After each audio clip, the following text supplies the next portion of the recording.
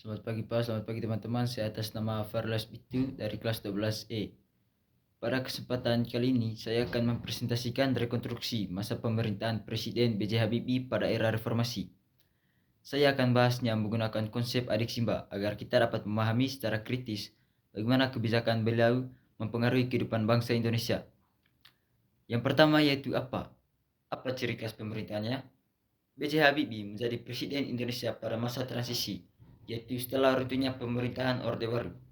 Ciri khas pemerintahnya adalah fokus pada reformasi politik dan pemulihan ekonomi akibat krisis moneter pada tahun 1957 sampai 1958. Beberapa kebijakan yang penting menjadi ciri khasnya antara lain: yang pertama, memberikan kebebasan pers; yang kedua, membebaskan tahanan politik; yang ketiga, mengizinkan pembentukan banyak partai politik; yang keempat, menyelenggarakan pemilu 1999 pada lebih demokrasi; yang kelima, memberikan referendum bagi Timur Timur. Kebijakan-kebijakan ini menunjukkan bahwa pemerintahnya berusaha membuka sistem yang sebelumnya tertutup menjadi lebih demokratis. Yang kedua yaitu siapa? Siapa tokoh penting pada periode ini? Tokoh utama tentu saja adalah Presiden B.J. Habibie itu sendiri.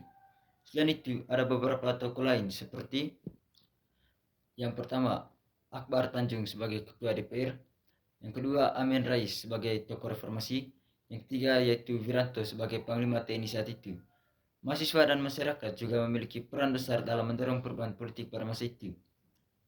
Yang ketiga yaitu kapan pemerintahan ini berlangsung? Masa pemerintahan B.J. Habibie berlangsung dari 21 Mei 1998 hingga 20 Oktober 1959. Beliau menggantikan Presiden Soeharto yang mengundurkan diri akibat krisis ekonomi dan tekanan besar bagi gerakan reformasi. Walaupun masa jabatannya relatif singkat, kebijakan yang diambil memiliki dampak yang besar bagi masa depan Indonesia. Kemudian yaitu di mana dampaknya terasa? Dampak kebijakan B.J. Habibie terasa di seluruh wilayah Indonesia, terutama dalam bidang politik dan kebebasan berpendapat. Selain itu, dampaknya juga terasa di Timur Timur melalui referendum yang dikeluarkan pada tahun 1959 yang akhirnya membuat wilayah tersebut lepas dari Indonesia. Di tingkat internasional, kebijakan reformasi ini juga memperbaiki citra Indonesia di mata dunia. Kemudian mengapa kebijakan penting dikeluarkan? Kebijakan tersebut dikeluarkan karena Indonesia sedang mengalami krisis besar, baik krisis ekonomi maupun krisis kepercayaan terhadap pemerintah. Rakyat menuntut perubahan sistem pemerintahan yang lebih transparan, adil, dan demokratis. Oleh karena itu, B.J. Habibie berusaha menjawab tuntutan tersebut dengan melakukan reformasi di berbagai bidang. Tujuannya adalah untuk memulihkan stabilitas nasional dan membangun kembali kepercayaan masyarakat. Kemudian yaitu bagaimana dampaknya bagi masyarakat di Indonesia? Dampak positif dari pemerintahan B.J. Habibie antara lain: yang pertama, kebebasan pers semakin terbuka; yang kedua, sistem politik menjadi lebih demokratis; yang ketiga, pemilu 1959 berjalan secara lebih jujur dan adil; yang keempat, lahirnya banyak partai politik baru.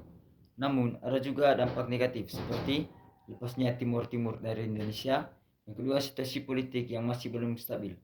Meskipun demikian, masa pemerintahan ini masih menjadi fondasi penting bagi demokrasi Indonesia saat ini. Baik, sebagai kesimpulannya, masa pemerintahan B.J. Habibie merupakan periode penting dalam sejarah Indonesia karena menjadi awal dari era reformasi. Walaupun hanya menjabat dalam waktu singkat, beliau berhasil membuka jalan bagi sistem pemerintahan yang lebih demokratis dan transparan. Dari periode ini, kita belajar bahwa seorang pemimpin harus berani mengambil keputusan penting dalam kepentingan bangsa, meskipun menghadapi risiko yang besar. Sekian dari saya. Terima kasih.